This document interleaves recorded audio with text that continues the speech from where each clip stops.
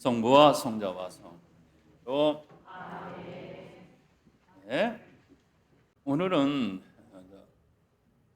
지난 세 번에 걸쳐서 그리스도 중심주의가 중심이 되는 우리 프란시스칸의 삶에 대한 얘기를 쭉 했었어요. 이것을 그러면 이것을 한번 뭉뚱그려서 한번 생각해 보자. 그리스도 중심주의의 삶을 우리가 개인적으로도 살아내야 되지만 공동체적으로 공동체가 어떤 방향을 제시하고 있고 우리는 그 방향을 잘 따라가고 있는가? 그것이 구체적으로 우리 형제회 안에서 또 내 삶 안에서 어떻게 열매 맺고 있는가 하는 오늘 이제 복음의 내용도 있습니다. 그것이 공허한 소리로 저 광화문에서 그냥 지나가는 사람들의 많은 구호 소리와 그 차량 소리 섞여갖고 나오는 그 잡음으로밖에 남지 않는다면 그는 정말 바보 같은 짓이잖아요. 그죠? 그래서 한번 이것을 그리스도 중심주의의 우리의 삶을 한번 정리를 하고 넘어가야겠다는 생각을 해요. 그러면서 제가 교황님의 복음의 기쁨에 대한 책을 좀 읽다 보니 거기서 좋은 문장들, 내용들이 좀 있어요. 그래서 구체적으로 그리스도 중심주의는 그 삶은 그것이 드러나는 형태는 모습은 복음이 내게 정말 복음으로 다가와야 돼요. 기쁨이 돼요. 기쁜 소식이 돼요. 그래서 행복해야 돼요. 그렇지 않아요? 예수 그리스도를 받아들였는데 그것이 고통스럽게만 해요. 그걸 왜 받아들일까? 그죠? 물론 우리가 얄팍하게 오감으로 만족을 느낄 수 있고 우리 눈으로 남들이 행복해 보일 수 있는 어떤 그런 기쁨이 우리가 아니라는 걸 알잖아요. 그래서 이 그리스도 중심주의의 이 모습이 복음의 기쁨으로 드러나야 되는 거고 복음을 받았던 그 기쁨으로써 하나님께 찬미드릴 수 있고 감사드릴 수 있는 모습으로 드러나야 된다는 것이죠. 그래서 어떤 면에서는 이게 복음의 기쁨의 교황님의 이 교서가 좀 의미 있다라는 생각이 들었어요. 그래서 그 교황님의 말씀을 먼저 이렇게 한 단락 읽어드리고 시작하려고 합니다. 교황님께서는 복음의 기쁨에서 예수님을 만나는 모든 이의 마음과 삶을 가득 채워줍니다. 예수님께서 주시는 구원을 받아들이는 사람들은 죄와 슬픔, 내적 공허와 외로움에서 벗어나게 됩니다. 예수 그리스도와 함께 있는 기쁨이 끊임없이 새로 생겨납니다. 이 권고를 통하여 저는 그리스도인들이 이 기쁨으로 두드러진 새로운 복음화 단계에 들어서도록 격려하고자 합니다. 라고 말씀합니다. 그래서 우리가 한번 서약을 통해서 하나님께 나 이렇게 살겠습니다. 혹은 더 근본적으로 내가 프란시스칸 삶을 살겠다라고 이 청제회 문을 두드렸던 그때의 그 설레이는 마음, 그것들이 이례적으로 끝나버리면 아무 의미가 없는 거겠죠. 그래서 늘 새롭게 내 안에서 새로운 복음으로 기쁜 소식으로 새롭게 도전해야 될 가치로서 계속해서 확대 재생산해내는 그런 우리의 삶이 있어야 된다는 거예요. 그래야지만 그 주님이 주시는 기쁨을 프란시스칸 삶을 선택한 내가 그 프란시스칸 삶의 에너지를 얻고 그 삶을 살아갈 수 있는 힘이 생긴다. 우리가 한 번의 입회로 한 번의 서약으로 끝나버리는 그런 삶을 살아서는 안 된다는 거예요. 늘 새롭게 나가야 된다는 것이 이 교황님의 말씀을 통해서 우리가 좀 반성해야 될 부분이라고 생각합니다. 그런 측면에서 지금 우리가 그리스도 중심주의 삶을 살아간다고 하는 이 우리들의 현실을 한번 생각해 볼 필요가 있어요. 그리스도가 우리 삶의 중심이 되는 삶을 받아들이는 데 있어서 여러분들은 그것을 인정하겠죠. 그런데 그것이 막상 우리의 삶과 딱 부딪혔을 때 대척점에 섰을 때 그것을 뛰어넘기란 그리 쉽지는 않죠.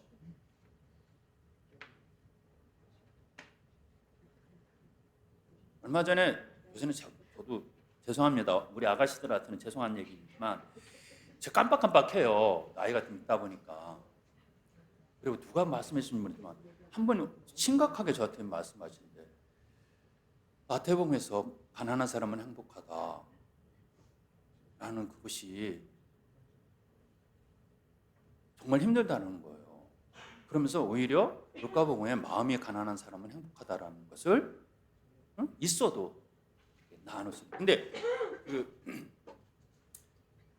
누군지 기억났다.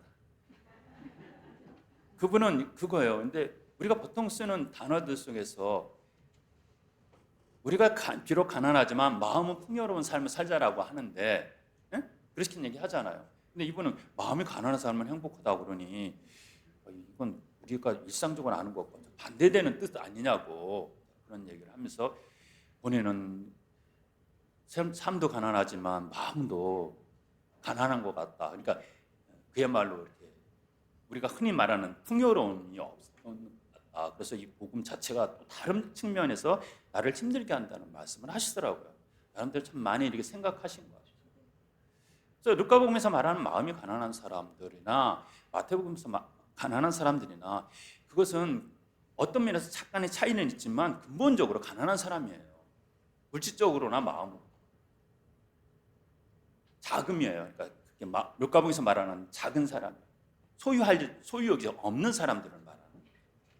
그래서 이게 구체적으로 우리가 말할 수 있는 이 진복 8단의 첫 번째가 가난한 사람은 행복하다는 이것이 과연 여러분들이 얼마나 그것을 받아들일 수 있느냐는 거예요. 인정할 수 있느냐는 거예요. 실질적으로 아주 대표적인 이 예수님의 권고 자체가 첫 번부터 우리로 도전적으로 꽉 밀어붙여 버리는데 거기에서 네 맞습니다. 그렇게 제가 볼 땐 대부분 외면합니다. 저는 ESTJ니까 솔직하게 얘기할게요. 이번에 이제 제가 이사를 합니다. 이사를 하는데 수유동에서 오류동으로 가요. 내내 하는 일은 똑같아요. 똑같은데 이쪽 제가 민족화위원회 소임은 계속하면서 부소임으로 여기 수유동의 한우리 탈북 청년애들 공동체 책임자 보조로 도와주면서 일을 하는데 이번에는 이제 오류동 성인 쉼터로 가서 거기서 또 보조 역할을 해요. 그러면서 똑같은 일을 계속 하는데 그런데 저한테 늘 보이지 않게 제 안에 내가 그나마 가난하게 살려고 노력하느냐 안 하느냐는 기준은 내 짐을 갖고 좀 평가하는 습관이 있어요. 그게 이제 옛날 수도자 격언도 있어요. 너의 두 손을 갖고 다닐 수 있는 것이 너가 사용할 수 있는 전부다. 있어요. 그러니까 내 두 손을 갖고 갈 수 있는 것이 내가 쓸 수 있는 게 전부인 거예요. 그러다 보니까 조금은 이사하는데 짐이 적어야 될 것 같아. 그러니까 이게 짐을 한 15년을 제가 수유동에 살았다 보니까 이게 짐이 점점 늘어났어요. 15년을 살다 보니까 수시로 이사하면 좀 적어지는데 이게 뭐가 자꾸 막 생겨요. 하다못해 가습기라도 가습기를 갖고 가 말어. 근데 갖고 가려니 너무 부피가 커. 그러면 또 양이 많아지는데 이런 아주 자질구레하는 것들도 있지만 그런 것조차도 우리를 불편하게 만들잖아요. 우스갯소리로 했지만 사실은 굉장히 많은 부분에서 우리가 가난한 삶을 직접 선택하고 살아간다는 것이 늘 수시로 내가 포기해내지 않는 한, 내가 수시로 나누지 않는 한 그건 쌓이게 되더라고요. 쌓이게 될 수밖에 없어요. 그처럼 우리가 살아가고자 하는 삶의 지향점이 있고 방향이 있는데 그것을 그렇게 쉽게 살아갈 수 있으면 좋겠는데 살아가지 못하게 만드는 환경이 있는 거예요. 우리가 아무것도 안 가진 사람들끼리 같이 모여 살면 예를 들면 캠핑 간다 쳐요. 캠핑 가고 캠핑하는 것처럼 한 5박 6일 캠핑을 하는데 거기에서 냉장고 찾는다든지 무슨 화장품이 어떻고 저떻고 이런 거 안 찾잖아요. 그래서 조건을 받아들이게 된단 말이에요.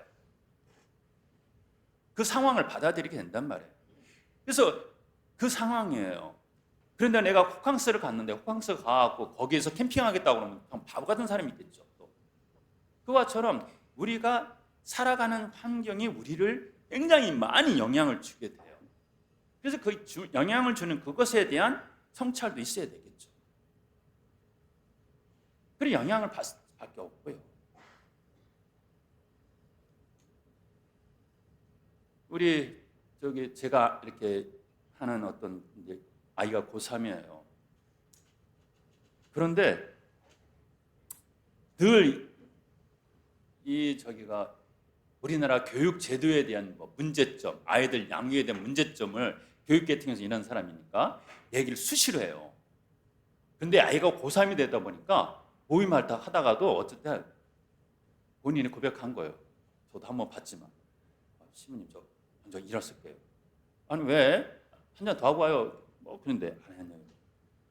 고3에 학원 데려다 줘야 되니까. 그게 엄마의 현실, 부모의 현실이에요. 그렇게 애에 대해서는 그렇게 했던 그 아버지가 애가 고3이 되니까 그래도 애가 좋은 대학을 가길 바라는 그 현실이 우리 애가 나쁜 대학이라고 표현하면 이상하지만 좀 성적이 떨어지는 어떤 대학을 가게 되면 인생에 있어서 이루 취급받을까 하는 걱정을 하는 것이 부모 마음이란 말이에요. 이런 것에 대해서 우리가 어떻게 받아들이고 여기서 어떤 마음 자세를 갖고 가야 될 것인가. 그러면 너도 속물이구나. 그렇게 교육에 대해서 우리나라 자녀 교육에서 문제점에 대해서 말하고 선도자처럼 얘기하는 너도 네 자식이 고3이 되니까 그렇구나 하고 그 사람한테 손가락질 할 수 있을까?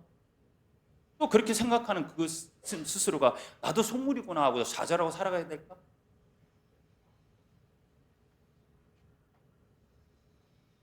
제가 가난을 못 지키니까 여러분들한테 가난 얘기는 안 하는 것이 속 편하니까 그렇게 살아가고 좋은 게 좋은 거야 하고 살아가는 것이 좋을까요?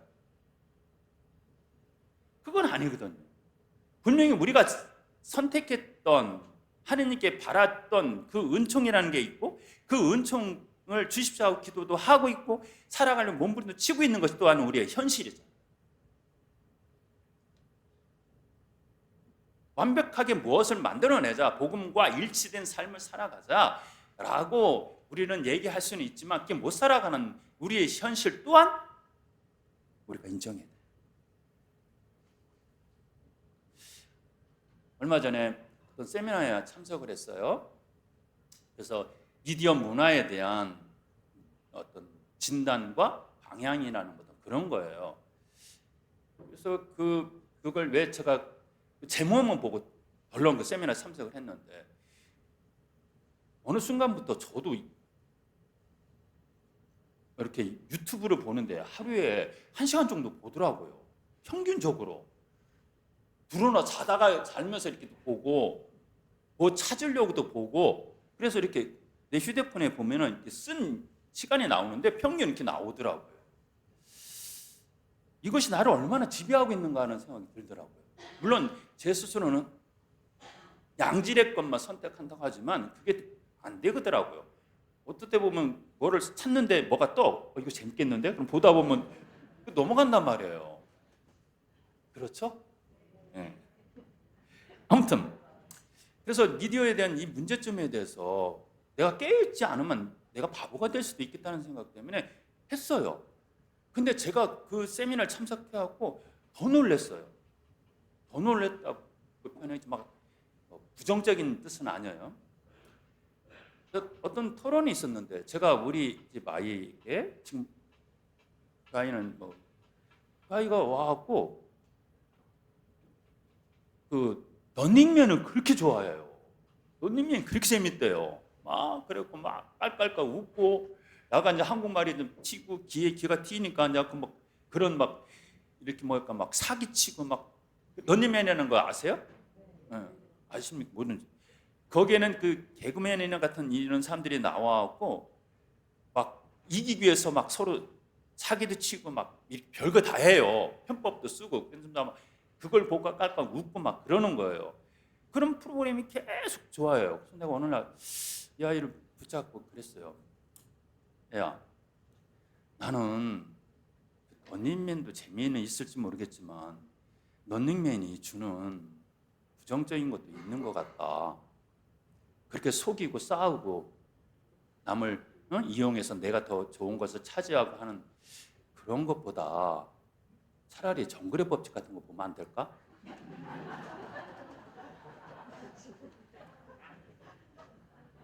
아, 정확하네.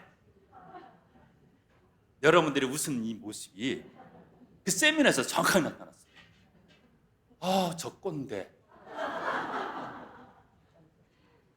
시대가 언젠데 그딴 소리를 하고 할까?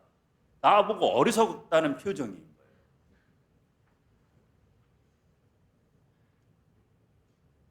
갑자기 질문하고 싶네요. 정말 제가 꼰대 같아요? 꼰대를 꼰대라고 얘기 안 한다고만요. 저 맞대. 아니 꼰대는 꼰대 맞아요.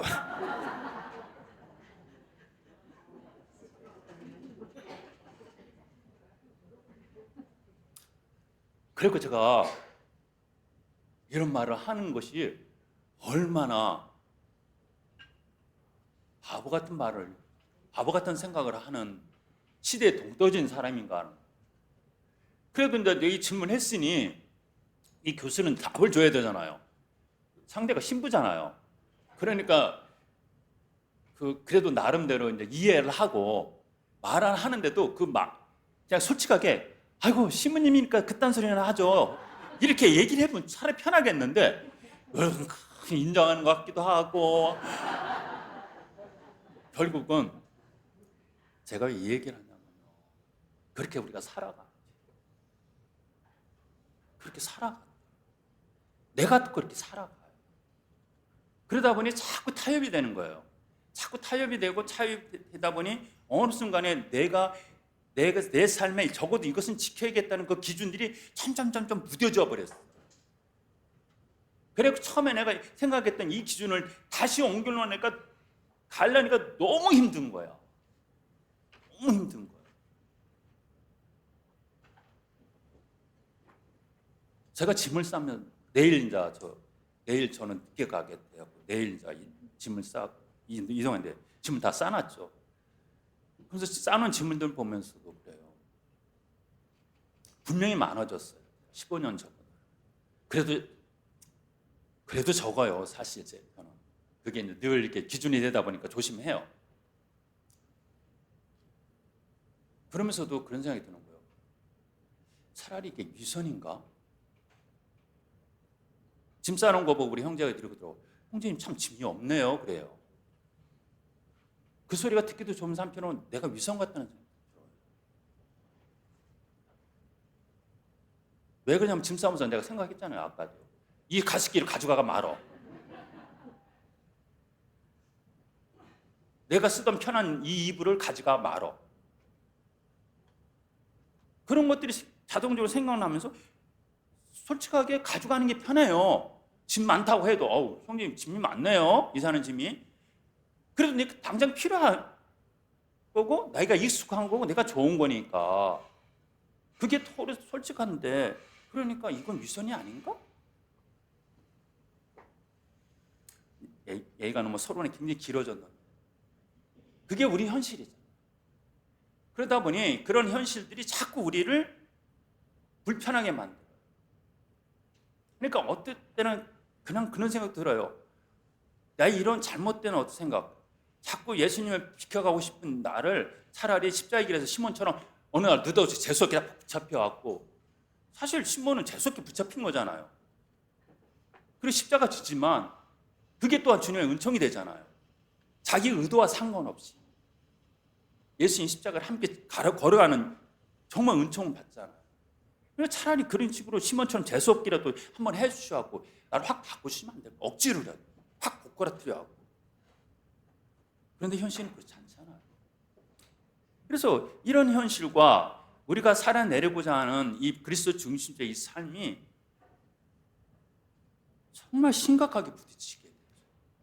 정말 심각하게 우리 안에 부딪히게 돼요.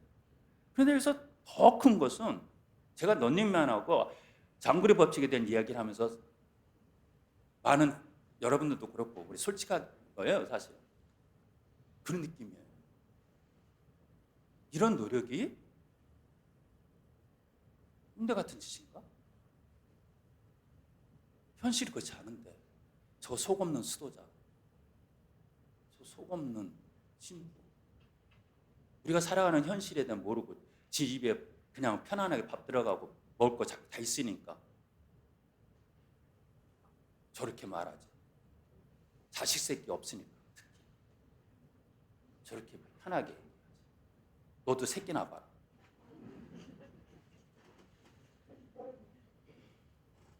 어떤 이런 비아냥거리는 비아냥보다도 그건 좀 나쁜 표현이고요. 그걸 어떻게 표현해요? 아이고 저 세속이 아닌 저 속 없는 분, 아니 이런 것을 당연하게 받아들여야 되는 건가?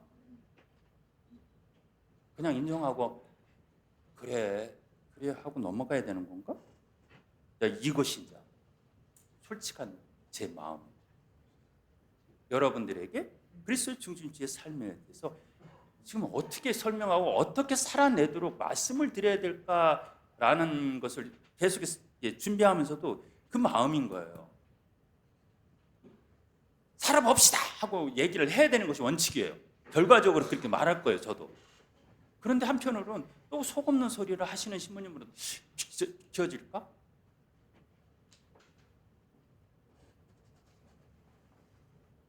정말 그렇게 살아가는 것이 좀 있는 대로 좀 즐기고 살아가는 것이 그렇게 죄스러운 건 아닐 수도 있는 거 아닐까? 왜 그렇게 우리한테 죄의식을 심어주시려고 해요? 라고 말하는 것이 정당한 여러분들의 항변일 수도 있는데 왜 그것을 차단해버리는 내 말이 되어야 될까 하는 생각을 해보게요. 이런 마음으로 정말 이런 현실 안에서 이제 그래도 한번 우리가 그리스도의 중심주의 삶을 어떻게 살아갈 것인가 하는 것을 한번 방향을 한번 가보자고.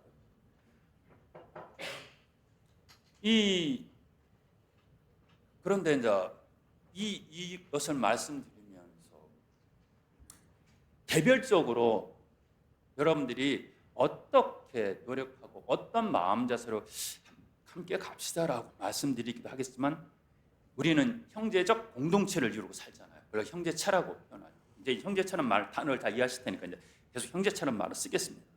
이 형제체를 안에서 살아낸다는 거예요. 이것은 굉장히 중요한 관계 개념이에요. 우리는 서로 더 큰 사회 공동체라는 게 있어요.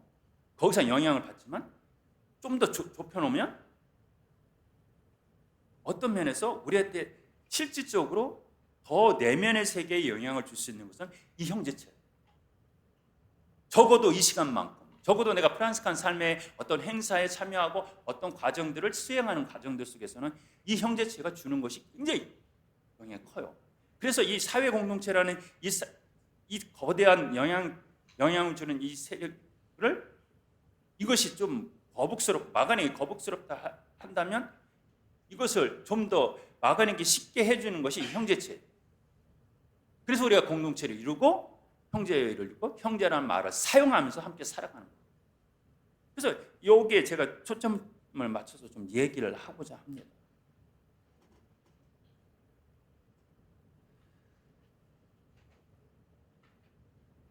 복음의 기쁨에서 이런 비슷한 얘기를 하시는데 제가 그것을 이렇게 해봤어요. 프란스칸 증거의 삶은 우리에게 큰 헌신을 요구하고 있지만 이것을 영웅적인 개인의 일로 보는 잘못에서는 벗어나야겠다는 거예요. 이는 그 무엇보다도 먼저 주님의 일이며 우리가 보고 이해할 수 없는 것을 뛰어넘게 만든다는 거예요. 우리는 우리의 온 생에 걸린 매우 어렵고 힘든 사명 앞에서 기쁨을 간직할 수 있어요. 하느님께서 우리에게 모든 것을 요구하시지만 우리에게 또한 모든 것을 주시기 때문에 우리가 프란스칸의 삶을, 그리스도 중심주의 삶을 살아가는 이 버거움, 정말 너무 힘들어 버겁게 되는 그것이 정말 힘든 거지만 또한 하느님은 그것을 우리에게 지원했지만 그것을 이겨낼 수 있는, 그것을 받아들일 수 있는 은총 또한 주신다는 걸. 그래서 용기 내보자. 그래서 한번 우리 형제체가 도대체 이것을, 이런 용기를 갖고 어떻게 한번 시도를 해보는 것, 그래서 중심 삶을 살도록 서로 격려하고 서로 도움을 줄 수 있는 형제체로 태어날 수 있는가 생각해 봐야 될 것 같습니다. 저는 우리 형제회 모든 회원들을, 모든 회원들이라고 보긴 좀 그렇습니다만 되게 프란스칸 삶을 증거로 부르심을 받은 사람의 유형을 세 가지로 이렇게 나눠봤어요. 첫째는 적어도 서약에 충실하고자 하는 형제들. 두 번째는 서약을 했지만 그것이 그렇게 매력적이지 못한. 그래서 루카복음 8장이죠. 루카복음 8장 11절인가에서 씨 뿌리는 사람이 비유가 있죠. 좋은 밭에, 길가에, 돌밭에, 가시덤불에, 좋은 밭에 떨어진 그 비유처럼 어떤 면에서는 우리 형제의 안에서도 좋은 밭과 같은 회원이 있는 반면 돌밭이나 가시덤불 같은 밭이 있어요. 이런 형제도 있어요. 그럼 마지막으로 그 삶이 너무 비현실적이라고 생각해갖고 그딴 헛된 소리 하지 마, 극단적으로 싫어할 수 있는 형제도 있어요.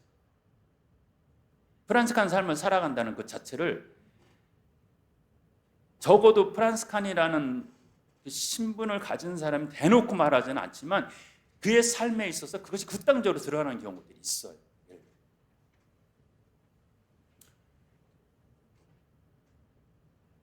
특히 이것이 어디서 많이 드러나게 되냐면 구조적인 문제에 대한, 사회가 갖고 있는 구조적인 문제에 대한 도전을 하는 형제들 안에서 가끔씩 그렇게 보여요. 저는 이게 제일 많이 부딪히는데, 제가 평화에 대한 이야기를 할 때마다 신부님 헛된 공상하지 마세요 라는, 우리 회원들 안에서도 우리가 왜 미국에 그 비싼 비행기를 왜 사와야 됩니까? 라고 말한다면 저 나쁜 사람들, 허대. 우리 회원들 안에서도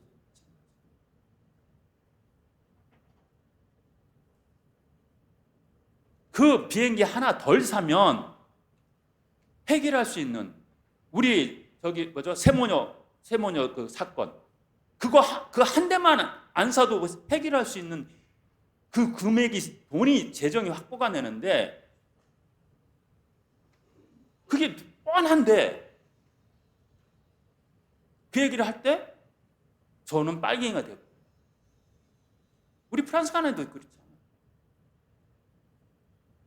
그러니까 어떤 삶을 아까 프란스칸으로 산다라고 얘기는 하지만, 서약을 했다고 얘기하지만 실질적으로 그 사람 안에서 이루어지는 모든 행동과 사고방식은 정반대가 있다는 거예요.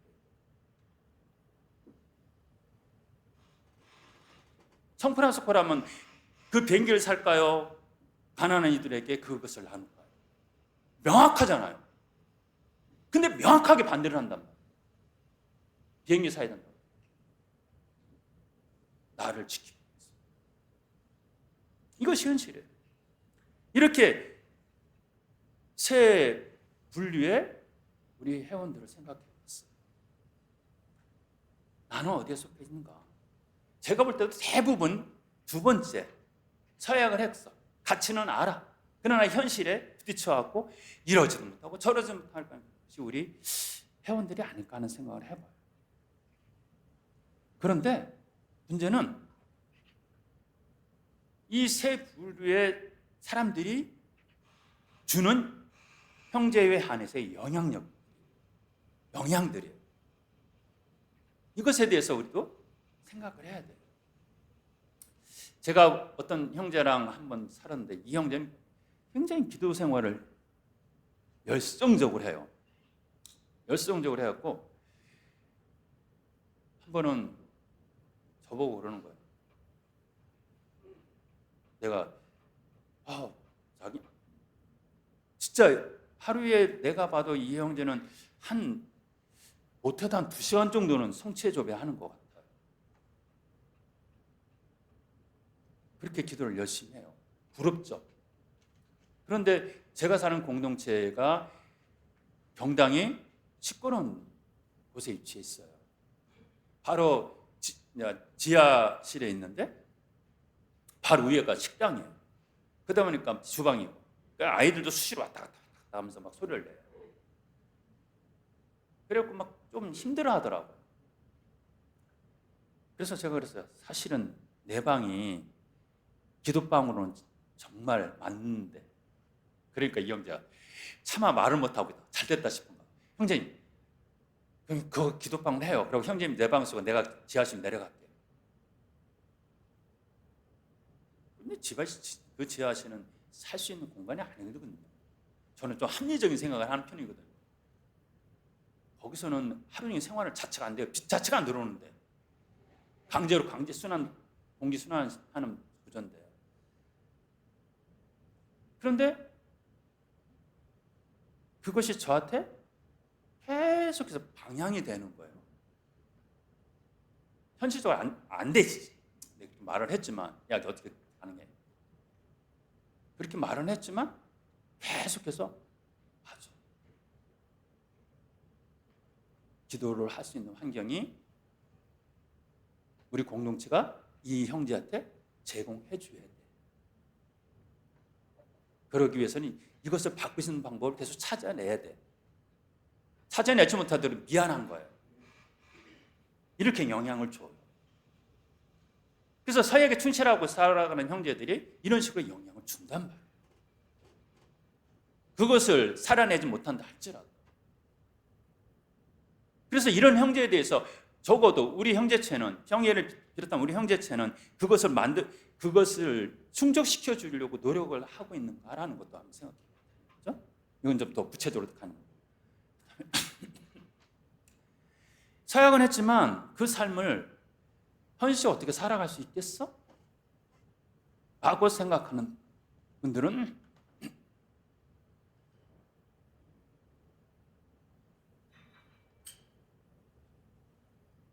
어떤 분이 솔직한 수 있고 대부분의 많은 회원들이 그런 모습을 갖고 있는 것 같고 그래서 그냥 불편한 진실처럼 살아갈 수밖에 없지만 이것 또한 아주 안 좋은 영향을 준다는 거예요. 경제 이론 중에 그런 말이 있어요. 경제 용어 중에서 악화는 양화를 구축한다는 표현이 있어요. 그게 무슨 뜻이냐면 이 금화를 화폐로 사용했을 때예요. 근데 이 금화 하나가 갖고 있는 무게라고 해야 되나? 질량으로 해야 되나? 그게 1g짜리였는데 사람들이 자꾸 깎아내는 거예요. 그래서 0.7g이 되는 거예요. 그래도 이게 원래의 가치를, 교환의 가치를 지니니까. 그러니까 좀 깎아내는 거예요. 그러다 보니까 원래 1g짜리 금화가 통용이 돼야 되는데 자꾸 0.7g짜리 금화가 대세를 갖추는 거예요. 결국은 그래서 0.7이 되는 거예요. 그래서 나쁜 쪽으로 자꾸 가는 거예요. 그러니까 적당히 타협하는, 지켜야 될 것들 지키지 않고 이것이 현실적으로 그렇잖아? 남들 다 그렇게 살아가니까 나도 그렇게 살아갈 수밖에 없는 거 아니야? 라고 생각하는 그런 우리들의 생각이 이처럼 좋은 것들을 나쁜 것이 좋은 것을 밀어내버려요. 그래서 다 저렇게 살아가는데 하면서 내가 죄의식을 안 갖고 있는 것이 내가 죄 짓는 것이다. 거기에 대해서 의식이 깨어있지 않다면 우리도 죄인이 됩니다. 공동체 안에 죄를 짓고 있다. 세 번째로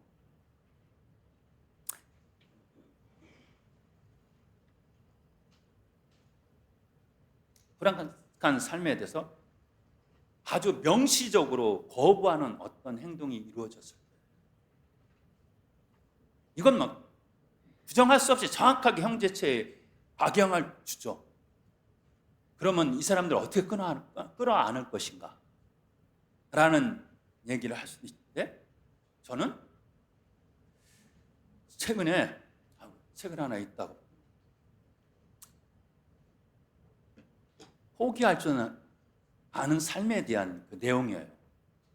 여태까지 누군가 하나가 떠나간다고 하면 그게 속상했어요. 잡으려고 했는데 사실 안 잡혀진다. 그래서 그 사람을 바꿔 놓아야겠다는 어떤 그 그것도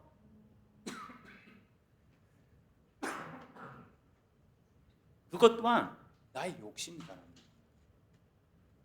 그래서 포기할 수도 있어요. 떠나가는 것에 있어서 두려움을 가질 필요는 없어요. 그래서 명시적으로 아니다 하실 때는 그 아니다라는 결정을 할 수 있는 형제체가 될 수 있어요. 용기 내야 돼요. 우리 결정적 처분에 대한 논의할 때 보면 참 우리도 안타깝죠. 그럼에도 불구하고 붙잡아야 되는 것이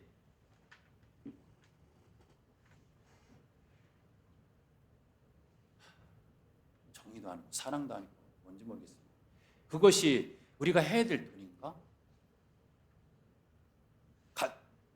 가감없이 탁 잘라버리는 것이 또한 우리가 해야 될 일인가? 참 그것도 저한테도 힘들어요. 응? 그렇지만 한편으로는 그런 삶의 모습이 형제체를 그런 삶을 살도록 묵인해주는 역할을 한다는 측면에서는 괴롭더라도 과감하게 떠나가는 것을 받아들여야 된다.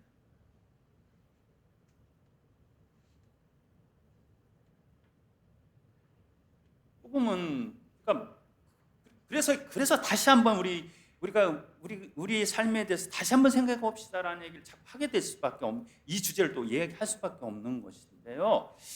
예를 들면 특별 배려, 정말 특별 배려일까? 프란스칸 삶에 대한 가치를 모르기 때문에 그 삶에 대한 매력을 잃어버린 분들이 너무나 쉽게 선택하는 것이 저는 특별 배려라고 생각합니다. 그래서 특별 배려를 신청했던 그분에게 접근하는 방식이 그분이 처한 위치가 어떤 것이냐, 그분의 상황이 어떤 것이냐가 아니라 그분에게 잃어버린, 그전에는 어떠한 어려움이 있어도 선택하고 받아들였던 이 삶이 이제 매력을 잃어버린 것은 아닌가라는 것에 진단이 있어야 된다. 그것을 제공하지 못하는, 여기는 꼭 어떻게든지 오고 싶어, 나는 어떻게든지 형제들을 만나고 싶어, 어떻게든지 구역에서 모임 참석해서 형제들과 만나고 싶어, 그것이 얼마나 행복한데 라는 그 마음을 심어내주는 것이 우리 형제체가 해야 될 일이지. 그래? 자식 보기 힘들지, 자식 봐줘야지, 애들이 직장 다니기 힘드는데, 그래, 아니라는 거예요.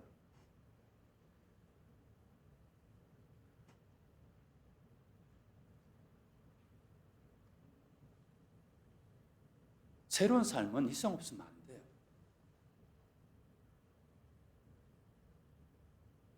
예를 들면요, 제가 지방의 한 형제를 참 제가 그 형제의 감동을 많이 받았어요. 다리 아파서 못 나와. 그 형제는 당연히 서울하고 대중교통도 굉장히 문제가 돼요. 지방이니까. 그래서 평양이니까 생각해낸 것이 봉사예요. 모셔올 수 있는 회원들 찾아낸 거예요. 그러면 이렇게 저 형제가 집이 근처인데 이렇게 한번 모시고 온답니다.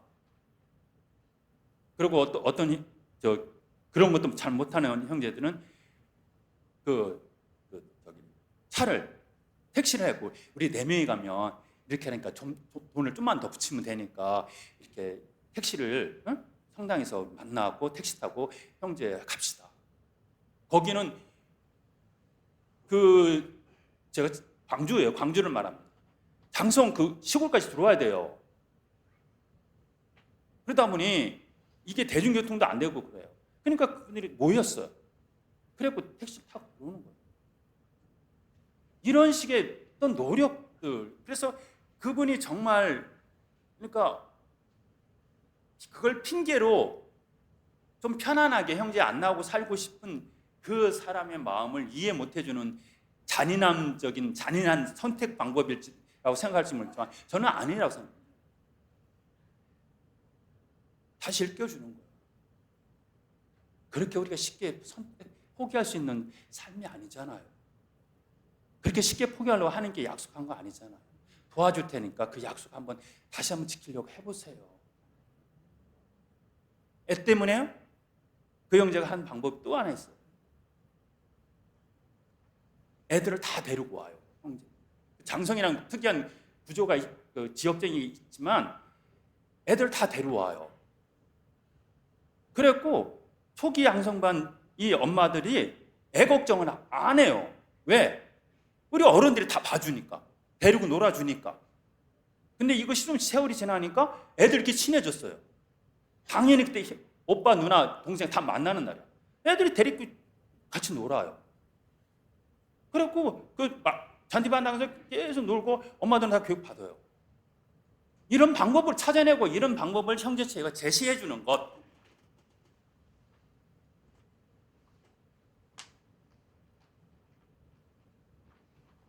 이런 것에 대한 노력이 먼저 있어야 되는 거예요. 그런데 정말 싫어. 그러면 할 수 없는 거예요. 그건 할 수 없는 거라고 생각해요. 그러나 적당히 서로 인정해 주고 이 양화를 악화가 되게 만들어주는 그런 선택들은 우리가 하지 말아야 된다는 거죠. 우리 평의원들한테 너무 심한 말 하잖아요, 제가. 심한 말은 아니죠. 그죠? 그리고 저도 말씀드리는 것처럼 우리가 한번 용기 내보자는 거예요. 그냥 용기 내보자는 거예요. 내가 잘 살아서가 아닐 거고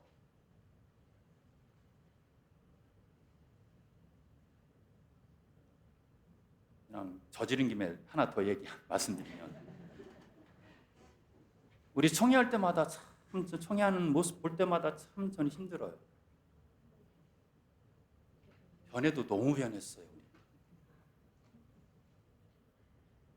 회장님 뽑기도 힘들데 평의원 뽑기는 하늘의 별 따기처럼입니다.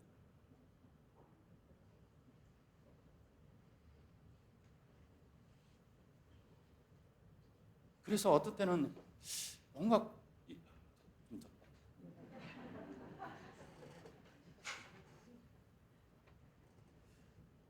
구조도 원래 이 얘기를 하려고 한 게 아닌데 이 얘기가 막 자꾸 나오네요. 구조적인 것도 한번 생각해 봐야 돼요. 일적인 측면. 어떤 면에서 출석부만 하고 말았으면 좋겠다는 생각도 있어요. 저 마음. 정작 쓰고 방법을 생각하고 거기에 봉사해야 될 역할이 평의원들한테 있는데 이것들은 거의 없어요. 못해요. 이 페이퍼워크 때문에. 이 문서 작업하고 뭐 만들어내고 하는 것 때문에. 이것 때문에 너무 막 쳐요. 내가 봐도 보여요. 평의하다 보면 일 많네. 그걸 해야 되니까. 그것이 가져다 줄 어떤 영향들, 그것이 그것은 어떤 결과를 만들어낼 것인가까지는 가지 못하는 경우가 너무 많은 거예요. 그 일을 무리 없이 진행하고자 하는 것으로 그치는 경우가 너무 많아요.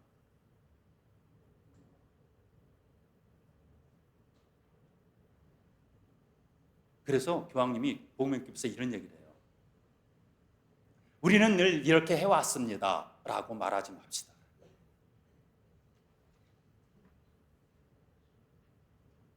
우리는 늘 그렇게 해왔고 그래서 이 형제가 유지되고 있으니까 그냥 그렇게 합시다. 작년에 우리 양성 프로그램을 이렇게 했으니까 우리도 이렇게 합시다. 작년에 우리 야외를 이렇게 했으니까 이렇게 합시다. 그것이 큰 문제가 없었습니다 라고 말하지 말자라는 거예요.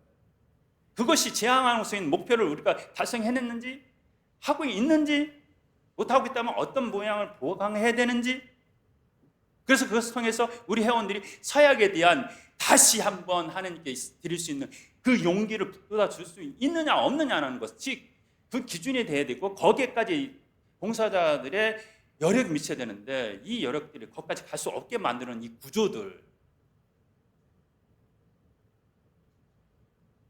이런 것들이 확 되어갖고 그리스도 중심주의 삶을 살아가는 이 강의는 여전히 아이고 덜 떨어진 현실감 없는 신부님 또 그냥 예수 타령하고 있네 라는 소리를 듣게 만들어버리는 이 현실에서 벗어나야 되지 않겠어요?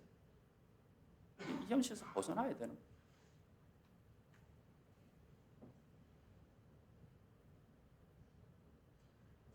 뭔가 조금 또 이런 얘기하면 또 지구에서, 저도 지구 연구 됐으니까 좀 조심해야 되는데, 아이고 저 신부님 또 덜 떨어진 신부, 시대에 덜 떨어진 신부님 오셔갖고 골치 아프게 만드네. 그냥 평소처럼 하던 일 그대로 하면 편한데 이렇게 될까봐 걱정스럽기도 합니다.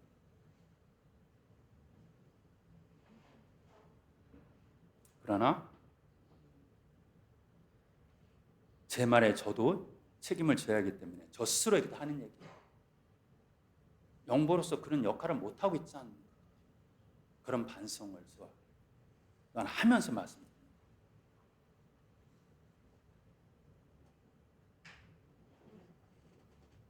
우리 스스로도 프란스칸 삶을 선택했다는 것이 행복해야 되고 그렇게 살아가는 내 모습을 보고 사람들이 질투를 해야 돼요. 나도 저렇게 살고 싶다. 그것이 바로 우리가 선교의 모습인 거예요. 복음화 됐다는 사람의 모습인 거예요. 그런데 이 삶을 살아가기 그렇게 쉽지는 않죠.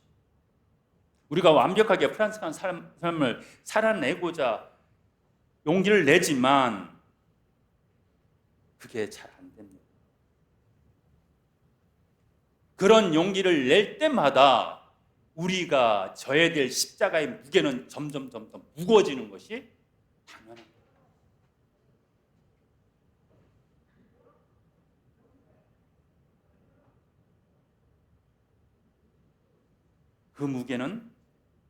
그 무게를 계속해서 가중시키는 것은 우리가 그렇게 살아내지 못하는 우리의 삶에 대한 부끄러움 때문입니다. 그런데 교황님께서 복음에서 이런 얘기를 해요. 그걸 두려워하지 말아요. 그렇게 무게로 올리면 올릴수록 그것을 견뎌낼 수 있는 은총 또한 내가 준다라고 예수님께서 말씀하셨지 않습니까? 용기 내십시오라는.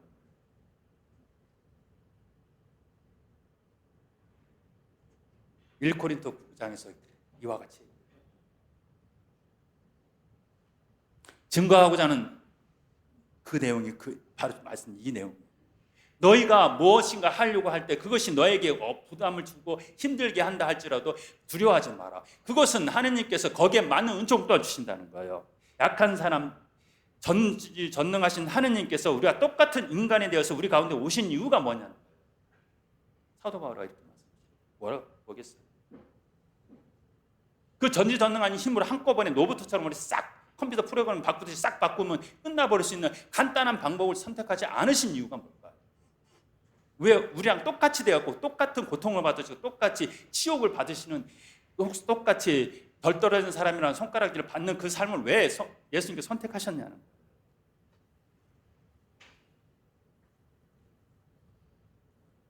그렇게 약한 우리가 하늘나라에 갈 수 있다. 그렇게 약한 우리가 세상을 바꿀 수 있다는 거예요. 그것이 예수님의 십자가. 너희가 증거의 삶을 살수록 노력하면 발버둥 치면 칠수록 계속해서 가지고 내는 그 무게 때문에 십자가를 벗어 던지고 싶지만 사실은 그 십자가가 그 무게만큼 더해지는 무게만큼 그것이 너가 세상에서 증거한 삶을 산다는 증거가 된다. 그것이 너를 세상 사람들은 바보 같고 힘들다고 얘기하지만 그것이 너를 하늘나라로 갖고 가고 너가 속한 이웃들과 함께 하늘나라에 갈 수 있는 역할을 해준다. 이것이 고린도 1서에서 사도 바울이 말씀하신 용기 내잖아요. 좋은 일을 하다가 또 교황님께서 이런 말씀하셨어요. 좋은 일을 하다가 우리도 모르는 사이에 우리의 옷이 우리의 신발이 더럽혀질 때도 좋은 일을 하자. 그러니까 우리가 좋은 일을 하다가 우리도 모르는 사이에 우리 신발이 더러워질 수도 있고 옷이 더러워질 수도 있어요.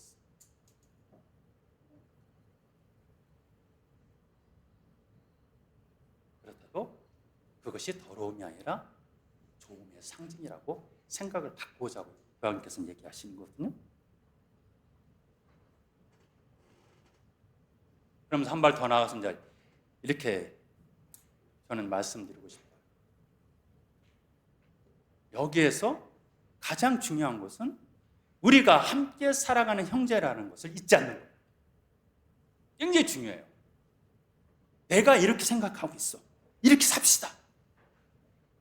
내가 이렇게 좋은 일을 찾자고 얘기하는데 왜 저 사람은 이걸 안 따라주지? 왜 호응을 안 하지? 라고 판단하면 그 사람이 노력하고 있는가라는 거예요. 요 열린 마음. 함께 하고자 하는 열의가 있는가는 요 마음. 요 마음에 요 마음을 읽을 수 있는 또한 개방된 마음이에요. 시간이 너무 1시간 벌써 지나갔고 끝내야 되는데 우리가 그리스도 중심주의 삶을 살아가야 된다는 것, 이것을 회원들이 받아들일 수 있게끔 덜 부담을 갖고 살아갈 수 있게끔 하는 우리 형제체의 노력과 구조적인 부분들, 이런 것들이 함께 이루어져야 된다. 한 개인에게, 한 회원에게 이렇게 사십시오라고 말하고 연구한테 그냥 그런 소리 한번 듣고 끝나는 것이 아니라 이것을 회원들이 살아낼 수 있게끔 뭔가 만들어내고 뭔가 우리가 서로가 도움을 주고 그 구조를 거기에 맞게끔 해나가고 하는 이런 노력들이 있어야지 이 형제가 새롭게 나아갈 수 있게 됩니다. 우리는 혼자 할 수 없어.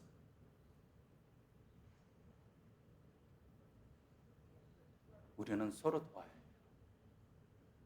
우리의 약함에 예수님께서 함께 하시지만 때때로 그 예수님께서는 당신이 직접 개입하시지 않고 우리 형제 자매들을 통해서 개입하시는 거예요.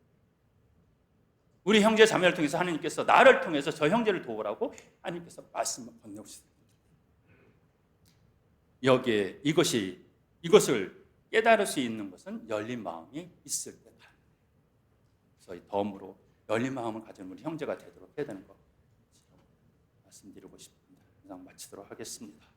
영광이 성부와 성자와 성령께